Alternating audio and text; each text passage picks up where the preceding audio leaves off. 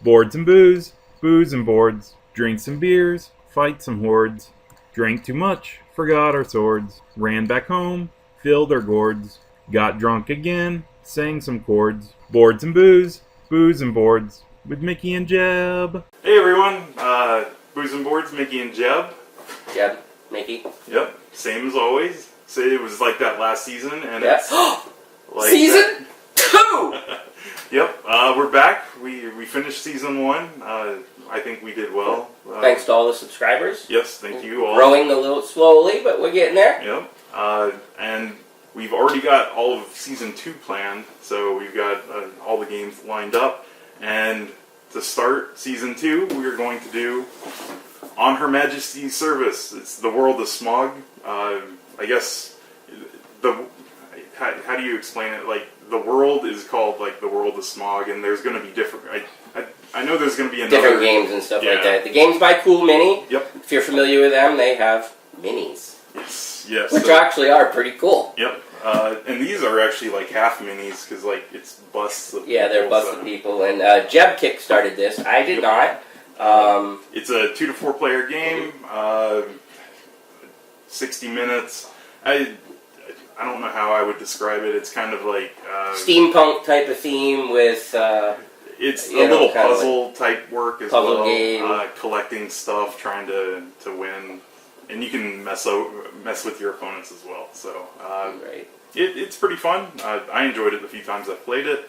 I think Mickey's played it once or twice. I don't remember, but I guess we'll go ahead and show the components and setup and all that stuff, and we'll get a game. 2-player game going. All right, sounds good. We'll be back in a moment with components and such. All right, so I guess we're going to begin with the components of the game. The first thing, which you can obviously see on the screen, is the game board, which Mickey is showing you how. Which is pretty cool looking. Yep. The next thing are the location tiles, which actually are part of the game board. That during setup we'll put them up, but Mickey can show you. So here's what they look like. These are the location tiles. It's very easy to set up. They have a number right on the back. You find the appropriate number on the board. I have 8. That's 8. You slide it in, and yes, notice they spin, which comes into the gameplay, which is really pretty cool. Yep. The big ones have letters instead of the numbers, so you know they're going to go on the. Well, I guess it doesn't matter. That's A, and they're all A, so it doesn't. Those are all the same. So I won't. You don't have to watch me put all these on. Jeb can keep going here. All right. So the next thing is the player dashboards, which every player is going to get one of these, and you can. There's corresponding, I guess, minis that go with them. So on the player dashboard, I guess really quick. I'll put it back there a second because Jeb wants to talk about it. All right. So on the player dashboard, there's a few areas. These 4 things are how you keep track of your ether. Up here is where you would put coins for the Shadow Master, and here is where you just kind of keep the coins that you have. So everybody has the exact same player dashboard. The only difference is the middle picture is... Don't worry about ether and the Shadow Master yet. We'll get into that, obviously. Yep. And Jeb was talking about the minis that go with the game that you can use. The top 4 in this are what they call the gentlemen, so the heroes or good guys. The rest of the figures you see there are bad guys, and Jeb nicely painted them for us. Yep. The next thing are the counters of the game. We've got ether counters, which I guess are down here, and there's 4 different colors that correspond to the different parts of the dashboard. I don't know if you can see it real good in my hand, but. Like that's a yellow one, and there's a reddish one, and a blue one, and it's really hard to tell. I think one of them is orange, and it looks very much like the red. That one didn't. They blend a little bit, but anyways, you get the point. Yep, you just put them on your dashboard, and you keep track of your ether with that. The next thing are the coins, which, like most games, you got coins. Actually, this I think is the first player token, which got jumbled in there. And the last thing are the hourglass tokens. Which are a nice little like crystal things you guys have seen before. Glass markers. I think those are plastic though, but doesn't matter. Yep. And then finally the cards of the game. There's a few different types of cards. The first one is the agent cards, which are the tiny cards. So they're the small ones, and they have the agents on the back, which will come into the game randomly. Yep. And it has their effects on there. And I should hold them face up so you can actually see them a little bit. The next cards are the artifact cards. There are the artifact cards. We have 4 of those, and they all have different backs, which match a place on the board. So they just go onto the board. Yep, and there's no difference between the cards in the stack. They're all the same. It's so that each player is able to collect one of them in the game. The next card is the special action cards, which is the large deck of cards that... Here's what the back looks like, and then they will have wording and an ability or whatever. Yeah, it has the name, the effect, and then this represents you have to actually have an ether of that type. You don't actually spin the ether. And then there's 2 types of cards that each player get at the beginning of the game, and they're secret to everybody else, and it tells you how you actually win the game. So Mickey is holding the secret combination cards. That's what they look like on the back. And if you flip it over, there's a combination of ether listed, and that's what you need to have at the end of the game if you're trying to win. So notice that everybody's going to have a different combination to unlock, or probably. Yeah, and all it means is that you have to have that ether, a minimum of that much ether at the end of the game when you try to win. Because you're trying to get out. Yeah. And then the other type of card is the secret gate cards, and actually the pattern matches the entire board. So when you flip it over, you can see it's the layout of the board, and then there's one spot on there that marks the secret exit for you. So if I had this card, that's where I have to escape from. Yep. But the important part is that you have to face, there's arrows on the card, you have to face this up. So that one you have to face like that. So that's wrong. See, the arrows are down there, you have to flip it over. So if I'm sitting on this side of the board, it would face this way, but if I was sitting here, it would face that way. So when it's in front of you, it needs to point towards the board. So it's actually different wherever you're sitting at the board. And I believe that's everything for the components, so we'll go into the setup. Okay, so we're actually going to go through the actual setup. I know we showed you a little bit while we were doing component, but we will show you precisely how everything goes together, and then you'll be ready to play. Yep. So the first thing you do is place the game board on the board or on the table, and then you place all the location tiles in their spots. And as we said before, you look on the back of the location tile and it tells you where to put it, but then in addition to that, you kind of have to make sure it matches what's printed on here. So like on this spot, there's the one is facing, or the one is at the top, so when you put it there, the one's going to be at the top. So that's just pretty much all you do. You put it for all of them. The outer ones are different than the... So I have a 9, or yeah, I guess 6. It's a 9, 6, whatever. And notice the 3's over here, so the 3 has to go like that. We showed you how these go in, but I was just, first time I was just throwing them down. There's a 4 here, and the red 4 there. And so every time you start the game, it'll look like that. Yep.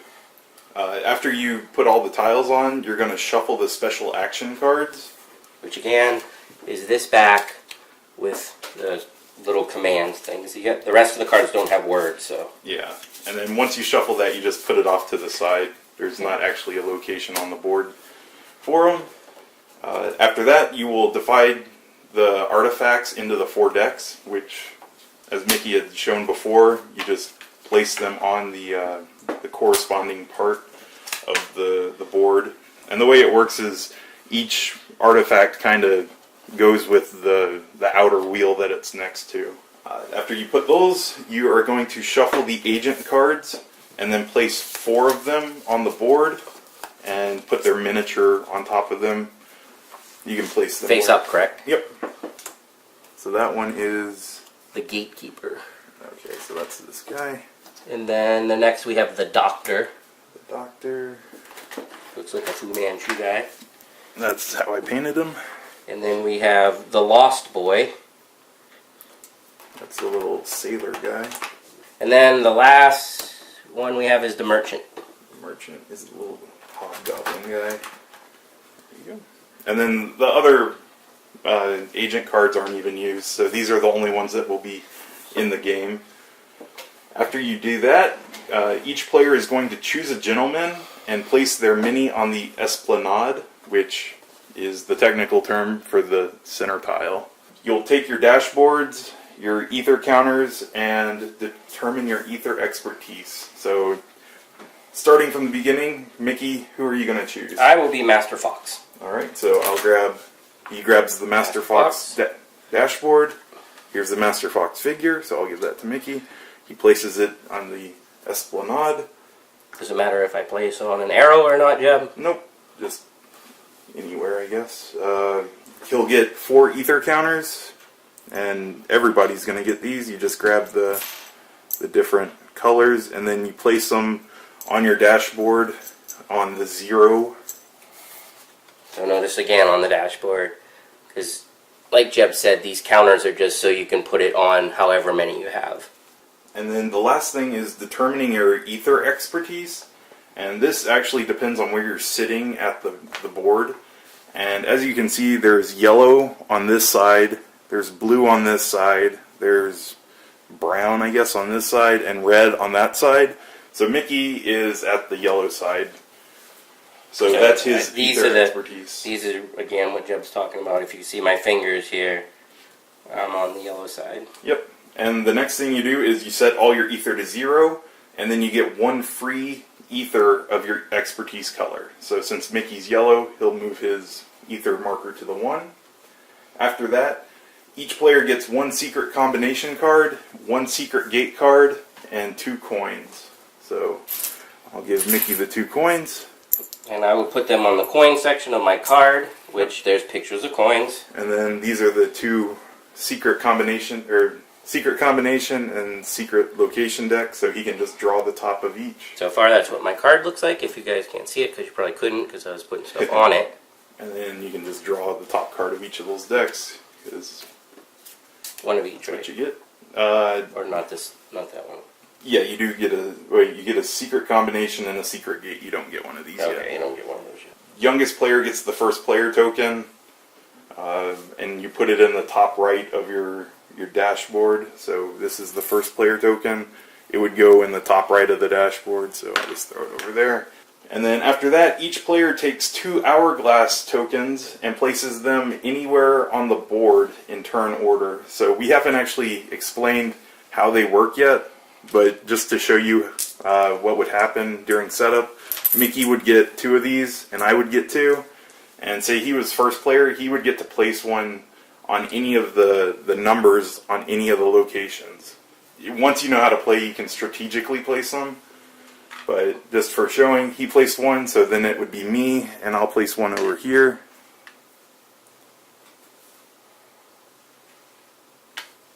And then I'll place 1 here.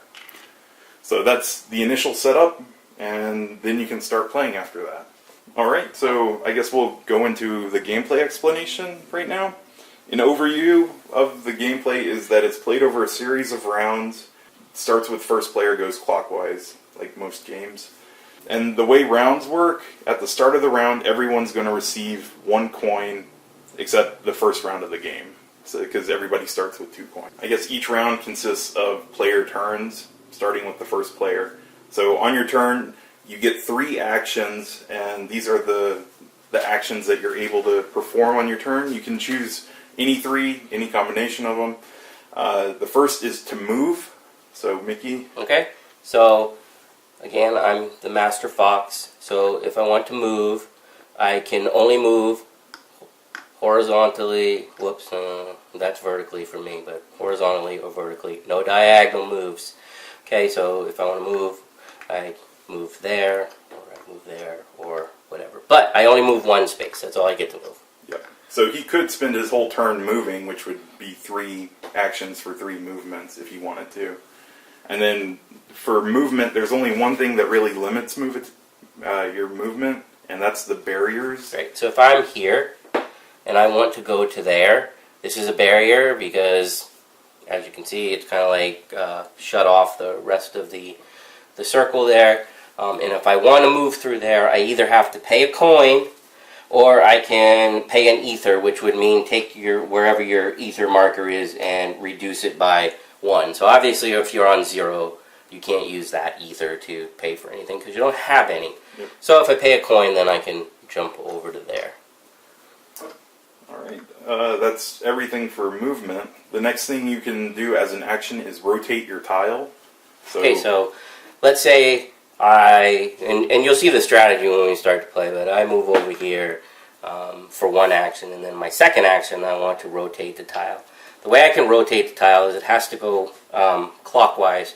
Notice in the middle of the board that there's arrows, so that indicates what's clockwise in the game. So no matter where you're sitting at the table, you know which way to turn it, because that makes a difference. Because there's a special move where you can move it counterclockwise or clockwise. So pay attention to these arrows. So they're going this way, so if I want to, I can move it 90 degrees clockwise. The next action is buying an ether, and this is where you kind of see why you want to rotate the tiles, because Mickey, if you want to purchase an ether on your tile, what does that mean? Okay, so if I want to purchase an ether on my tile, I'm sitting here from the camera. I'm on this top edge over here of the board. So I'm looking at the board like this. I look at the numbers that I can see. I'm standing on this tile, and I can see a 4. I mean, I can see the other numbers, but you have to be orientated so you're reading it normally. Yep. Okay, so I can get a red ether if I pay 4 coins. So if he had rotated this, well, I was gonna. Okay, I won't take it away from you. Okay, go. So what I could do, Jeb interrupted me like he normally does. I'd be like, oh, I'm standing there at the beginning of my turn. For my first action, I would rotate the tile 1 clockwise. And now I can buy that ether for only 1 coin instead of getting the red one as I started for 4. So, a lot cheaper if it's here. But it also, you'd be getting a yellow instead of a red, so it's kind of whatever you're going for. Right, exactly. I mean, I may, if like that was the last thing I needed and I had the money, I would probably cough it up. But money doesn't come especially easy in this game, so. And then after you buy an ether, what you're going to do is take an hourglass token and you place it on what you bought. So if Mickey bought the yellow for 1, he would place an hourglass token on it and then rotate it 90 degrees clockwise. So it makes it a little more difficult for people to buy. To get the cheap one. Yep. You cannot buy and sell ether on the same turn on the same tile. So the next thing we need to talk about is selling an ether. And the way that works is kind of similar to buying one. If I remember correctly, so it's look at what you want to sell. So in this case, if I didn't rotate it, I can see the blue, and I would get 2 coins for that, right? Yep, you would get rid of 1 blue ether to get 2 coins for it. Yeah. And then, like the selling, after you do that action, you place an hourglass token and you rotate. So that's buying and selling ether. That's one of the things we'll go over this obviously at the end like we normally do in reviews, but that's something that at least I remember when Jeb taught me the first time to play, that I would forget to do. I would do my action of either buying or selling and forget to put that, and it's really important. He was reminding me a lot. You don't forget, you got to put the what is it called? The hourglass on it. And that's important because it hinders other people. The next thing you can do is buy an artifact. So if Mickey was on one of the outer 4 circles. Right, so I'm going to jump over here, pretend I had enough money, and I moved all the way over here. And so the outer ones all are next to one of the artifacts, and it works exactly the same way. So in order to buy this artifact right now, it costs me 4. So hopefully I could get it to the 1 and only be able to buy it for 1. Same routine after you're done. Cover it with an hourglass and spin it 90 degrees. Yep. I guess one quick thing we should mention is, I'll say it at the end of our explanation, but you need all 4 artifacts as a winning condition. So they don't actually do anything for you. But you have to have them before you escape. Picture. But yeah, you need all 4. The next action you can do is removing an hourglass. So like Mickey said, the hourglasses hinder your opponents. So say if I wanted to buy this yellow one, I couldn't because it's covered by an hourglass, but I could spend an action to remove it. So that would be my first action, and then I could purchase it as my second one. And then the hourglass would go right back on. Yep. You can see how a 4-player game can get pretty ridiculous. Right. Another action you can do is request coins, and this can only take place in the Esplanade. So you have to be here. Yep. And what you would do is just say you're requesting coins, and it doesn't work for everyone. The way it works is if you're the poorest person, you get 2 coins. If you're tied as the poorest, you get 1 coin. So that's the only way you can actually beg for money in this game, and you got to be poor to do it. And then the other thing you can do on the Esplanade is it's an action that involves rotating any tile and getting a special action card. So Mickey, if you're in the Esplanade and you take this action, what would you do? Okay, so this is why I was telling you that it was important to pay attention to what was clockwise, because now I can do I can pick any tile I want and rotate it clockwise or counterclockwise. So, for instance, let's say this is Jeb. I know Jeb's working over this way. So I go into the center and I say, okay, I'm going to take the special action. I can rotate this counterclockwise. I know I can't do it twice, but let's just say I wanted to block him like that, so that he's blocked there and there. Okay. Let me point it out again. I rotated that twice. I'm not allowed to do that. So, but my point is I was doing it counterclockwise. I normally can only do it 1. I'm just trying to show you a little strategy. And then I get one of the special cards. I draw this, and I'll get something special on the back. Yep. The next thing you do, or the next action you can take, is exiting the shadow market. And this only works if you are on the location of your secret gate and you're able to exit. So you have to meet all the winning conditions to be able to do this. So Mickey's, where's your secret gate? So that's my secret gate. So for me, it would, on my side of the board, I would be holding it like this. So my secret gate is here for me. Yep. So if Mickey was on that tile, and he had all 4 artifacts, and he had his secret ether combination, he could say, I'm taking the action to exit the market. Okay, and my secret ether right now is 1 blue, 1 red, and 2 white. Which actually worked out pretty good since I started with 1 white anyways. Yeah. So you'll show everybody your artifacts and your ether combination and your secret location thing. And if you have all the correct stuff, you exit the game and you win. And and this may seem like you wouldn't think it was so difficult, but Jeb and I and another person played a game, and I think all 3 of us declared that we won, and the other person looked at our thing and went, you don't have that yet. It was awful, because it was back-to-back, right? And it was at the critical moment where anybody could win. It was really, so it's funny, because you're like, I got it. You go over there, declare it, and your friends look at your card and go, no you don't. The game continues. And then you're sitting there and they know everything about you. Everything that you need, so that's not a good way to play the game, yeah. But it's funny. So one other thing, Jeb, when can you use your special action cards? I will say that it is a free action to use your special action cards. So, but it needs to be on your turn, yep. Correct? On your turn, for free, you can play one that's in your possession. You must have the ether requirement. You do not spend the ether on the card. And then you get the effect and discard the card. And if it doesn't make sense, there's explanations for each of them in the rule book that you can And so the card that I picked, just for example, was move an opponent anywhere on the board. That's pretty self-explanatory. And it cost me a blue. You have to have a blue. You don't spend it. Sorry. And then the other free action is to pay the Shadow Master. You can only do this on your turn. You can pay as many coins that you have that you want to pay. What you do is you'll place all the coins that you pay into the top, the zone with the Shadow Master on your player dashboard. You'll place all the coins on there, and this cannot be taken back or used in a transaction. So once you give those coins to the Shadow Master, they're his, and you can't do anything with them. Alright, so Jeb just talked about paying the Shadow Master. This little fun guy right here is the Shadow Master.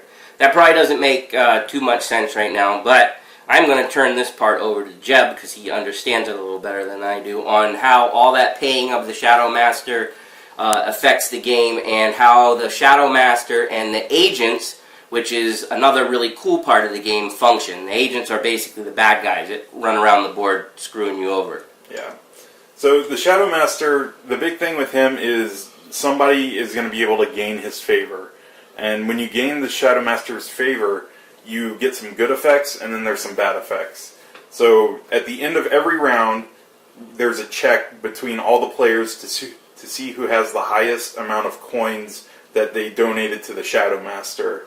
So whoever has the most will get the favor of the Shadow Master, and then you take his miniature and put it on your dashboard. So, Jeb, is when you donate your coins to the Shadow Master, is that secret or is that out in the open so that you can potentially lure somebody into spending more coins? It is out in the open. On your turn, you can only donate on your turn.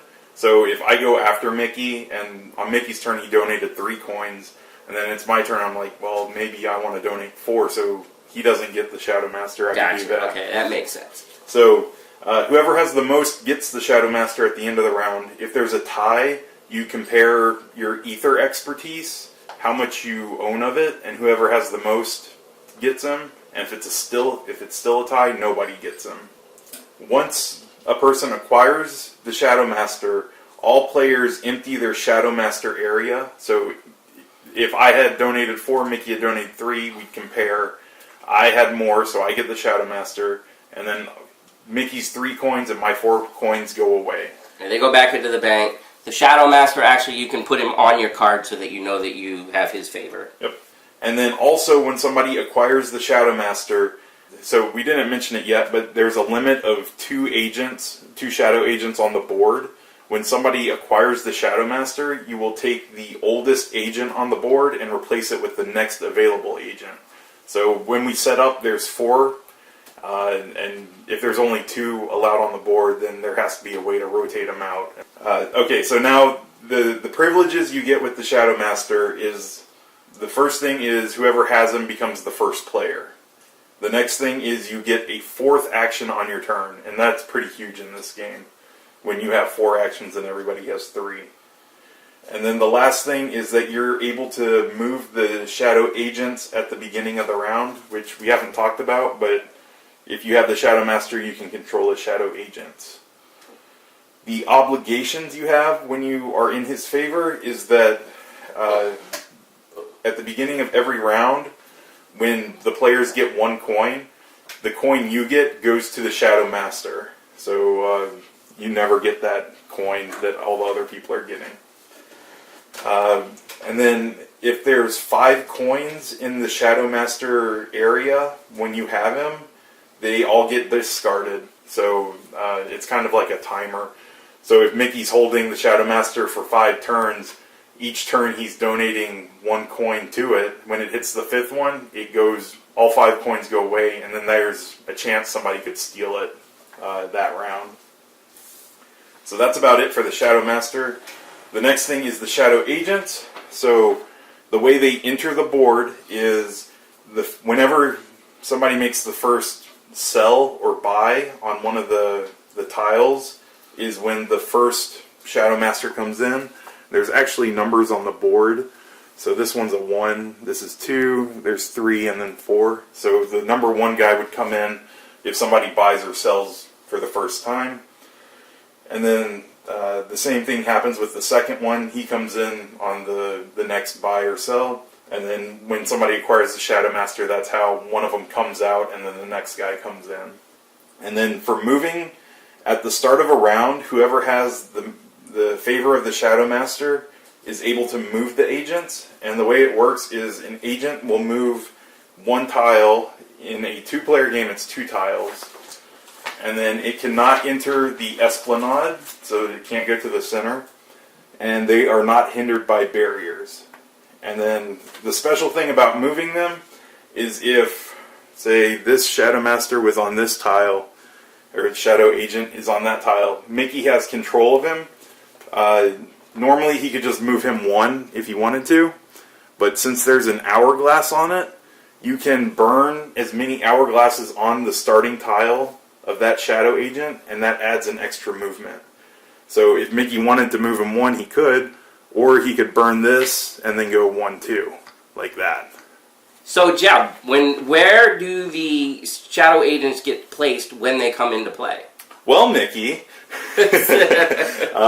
say I bought the yellow on this one, I would place that and rotate like normal. And if that was the first buy of the game, we would take the number 1 guy, and he would go onto the tile where that purchase or sell was made. Ah, okay. And then the other thing is every Shadow Agent has their own effect, and it's listed on their card. So that guy. So, for instance, the one that Jeb just placed, it says this guy causes a -1 to buy / a +1 to sell on his tile, and then a minimum cost of 1.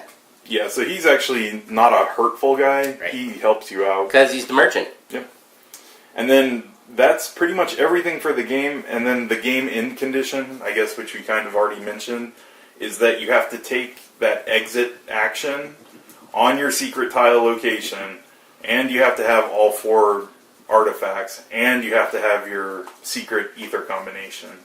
So once you have all that stuff and you take your exit action, you show everybody, and then you win the game. Whoever's the first one out of the market gets the queen's favor, I think is the whole theme of the game. Alright, so I think that's most of, at least the broadest overview, well, not really broad overview, but a pretty detailed explanation of the game. Any of the little things hopefully you'll catch as we play. Today we only have Jeb and I, so it's going to be a 2-player game. The game does play up to 4, and if you're putting together some of the stuff that's happening, obviously you can get a little crazier with 4 people, but you'll get the idea even with just 2. Alright, so we'll be back in a minute and we'll play through a game of Smog. Well, we call it Smog, even though it's on Her Majesty's service. Alright, so we're here to play Smog, right? I think so. Yeah. Alright, so we've got most of it set up already. We have the same Shadow Agents that we did during setup. In the middle, Mickey is the Fox guy, and I am the Steampunk guy. I'm Daniel Home is his name, if that matters. Mickey is Master Fox. Alright, so setup. We placed the board, we rotated the tiles, shuffled special actions, divide the agent or the artifacts, shuffled the agent cards and placed the 4 there. We chose our gentleman. Our ether expertise, Mickey is yellow and I am brown, so we get to move up to Remember, those are the colors that you're sitting in front of. So I get a +1 yellow, Jeb gets the +1 brown. Yep. We both have 2 coins, and then we need to draw our secret gates and secret combination cards. You shuffle those, reshuffle those Yep. up. Alright. I got a good one, Jeb got a bad one. Probably. Oh boy. Which doesn't really matter since I'm the one that guessed wrong like twice in a row or something, even though it was like, that was so stupid. Alright, we got that stuff. You got your free ether color.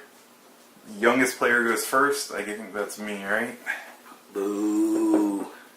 And then each player takes 2 hourglass tokens and place them anywhere. So, since I kind of know a little bit on how to mess with Mickey, I think I'm going to place one there. Mickey, you can place one. What color do you need for your secret combination? Let's let's see. I guess I will go on your +1 brown. I will block your 1 yellow one also. Alright, and then I am going to block his 1 over here. Yeah. And I think I will mess with your artifact on the other end of the board there. This 3? Oh, Or that's the one? facing you. The 1 is not facing you. You know what? Never really have that back. Let's take away your other 1 on the brow. Alright, and then before we start, I guess we should read the abilities of the people. Okay, the merchant... If you didn't watch the intro, the merchant, again, is a +1. I'm sorry. You get a discount on a buy of 1, and you get a +1 on a sell. The next one is the gatekeeper, which is you may move from his tile to any other tile. So he's like a teleporter. The doctor is no buying or selling on his tile. Ooh, ouch. And the last one, the Lost Boy, that kind of looks like a crocodile guy, is you cannot rotate his tile or use it as a secret gate. Oh, wow. Yeah, that's endgame nastiness. Yep. So I think that's everything to begin, except, Mickey, what are we drinking today? We are drinking Guinness. And you say, well, that's not very spectacular. But we tried to be a little creative. Guinness is a dark beer. This is kind of a steampunk dark game. Yep. And it's all we could come up with. So anyways, I know it's not a fancy mixed drink, but if anybody knows of a steampunk drink, put it in the comments. Exactly. Right. Yeah, we'll take recommendations and we'll try to make it. And if it fails horribly, it's blamed on me. Yes. Alright, so I guess we should begin the game, right? So at the start of the round, everybody gets a coin, except for the first round. So We don't get a coin. Alright, next is the 3 actions. So since I'm first player, I get to start. And everything's rotating clockwise. So I'm going to move here for 1. For 2, I'm going to rotate. And for 3, I'm going to pay 1 and buy a blue. So I put an hourglass and rotate it, and my blue goes up 1. And that's it for my turn. So, Mickey? I forgot to ask you, Jeb, are you allowed to be on the same place as another character? Yes, you can. Okay. I am cool. Oh, sorry. Since I made the first purchase, Oh, he comes into the he game. comes in. So he's sitting there next to me. Yep. I will take Jeb's lead. I will move 1 action, 2 actions to rotate, 3 actions to buy a red. I will move my red symbol up 1 space, place a hourglass marker over the 1, and bring in the second. And you also rotate since you placed the hourglass. Did I not rotate? See, I told you I would forget this stuff, people. And then the teleporter comes in. Alright, so that is the end of the round. We compare our Shadow Master donations, which is nothing. So nobody Is that an gets action? free action. A free action. Yeah, I completely forgot to do it on my turn, and I was hoping you would too. I did, and so did you. Alright, so let's see. I believe the agents don't move if no one has the Shadow Master, so they just sit there until someone does. So it is now the beginning of the next round. All players receive 1 coin, and then since I'm still first player, I will go. I'm going to go 1. For my second, I'm going to use the action where I can rotate any tile and get a secret. So I'm going to rotate this one, and I can rotate it either way. So I'll rotate that and get a secret. Alright, and then for my third, I'm going to move onto this tile. And I think I am going to donate 1 to the Shadow Master. So that's it for me. Let's see. I will move just up there 1. You're teleporting there, right? Because there's a barrier. I am teleporting there. I didn't know if you'd want to lose some stuff. What? Oh, no. Yeah, okay. I want to spend the extra. Okay. And then I will rotate 1 for my second action. I will spend 1 for my third action. And place the hour thing and rotate and make sure I move up my blue 1. So right now I have 1 blue, 1 red, and 1 white, just so everybody knows. No brown ones yet. And then also on my turn, I will donate 1 to the Shadow Master so that Jeb can't get him. Crap. And I think so end of the round, we compare. We're both tied at 1 coin to the Shadow Master. Do I have more ether than you? It's ether of your Oh, expertise. so we're tied again? Yeah, and when we tie on that, Nobody nobody gets gets it. them. So we don't.